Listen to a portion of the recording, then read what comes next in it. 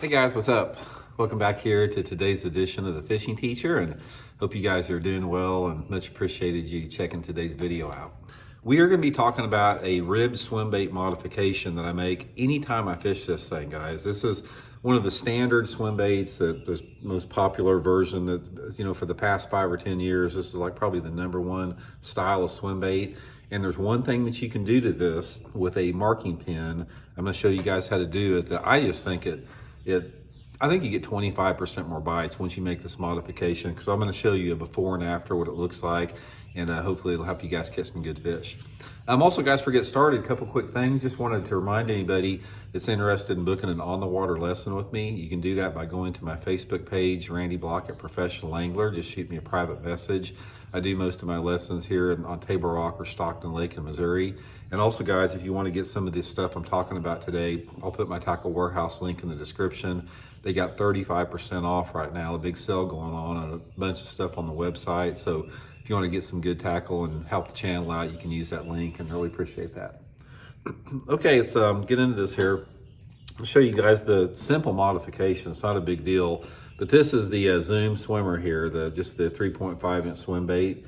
And what I'm going to do is I'm going to show you guys the before and after what I do with it. Now, the first thing that you want to do with any soft plastic, including a swim bait, is you want to make sure you rough it up. Now, we talk about this a lot on the channel. I can't reiterate how important this is, because most every soft plastic lure has some type of salt impregnation. Some of them have more than others. Like, for example, if you use Yamamoto, they're full of salt. And the Zoom, I consider the Zoom to have like a moderate or low amount of salt, but it's still present. So by working this salt to the surface, not only it makes the swim bait a little bit more pliable, but it gives it sort of a different look there.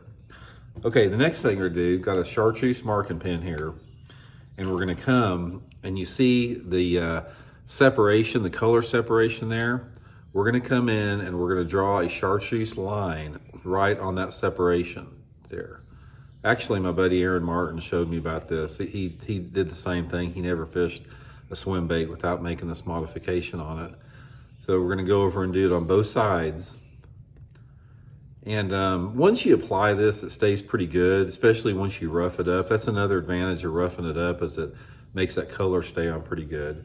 And then the next thing we're gonna do is we're gonna put a little on the tail, and you don't want a whole lot. All you want is just a little bit of a puff of it, just on the very end of the tail. See how that's just barely on the tail there? That's all you want. So therefore, you got the swim bait that looks like this when you're done. Now here's the before and after. Let me show you with it. Here's before and after with it. Now, to me, guys, this coloration, there's something about this little coloration here that it just acts as a strike attractant, even in the clear water. I mean, it works in clear water or water got a little bit stained, but it looks really, really good in the water. And I did it on all of them. It's like I don't think that there's any swim bait that I don't do this to some extent. Now, some of it a little bit, more than others. It just depends, again, on the light intensity and the water clarity. If low light condition and say the water visibility is down around 3 feet, I may put a little bit more on the tail, but for the most part, when I use a swim bait, it's for that water visibility that's sort of over 3 foot in visibility. So this is the best way to do it. So anyway, guys, just a quick video. Just definitely give that a try. And another thing about it, I would encourage you guys to start using dyes heavily on all your baits. It's like, I'll link that Spike at Dye link in the Tackle Warehouse description. I get mine, I buy it at the Tackle Warehouse just like you guys do. But if you carry a wide selection of dye, I would recommend getting every color they make. They got red, blue, green pumpkin, chartreuse, orange, black. They got every different color out there. You can make on the water adjustments to your lures by adding a little bit of color to it. And the cool thing about it is you can create colors that the fish have never seen before. And it's been my experience in bass fishing that the color that you're using is not as important as showing them a color that they've never seen before. There can be some funky, weird looking colors, but a lot of times they'll catch fish because the fish are not conditioned to it. So start using the pin markers, the spray dye. I use the spray dye a lot. The dipping dye, I probably use the least amount of anything. But I carry a lot of pins with me, and I carry a lot of spray dye.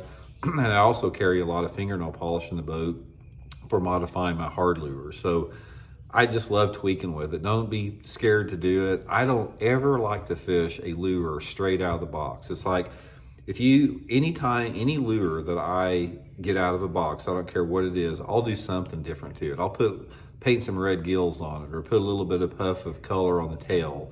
Just something to make it a little bit different from the stock lure that you get off the shelf that everybody else is using. So anyway, hope it helps you guys catch a few guys. Appreciate you tuning in. We'll talk later.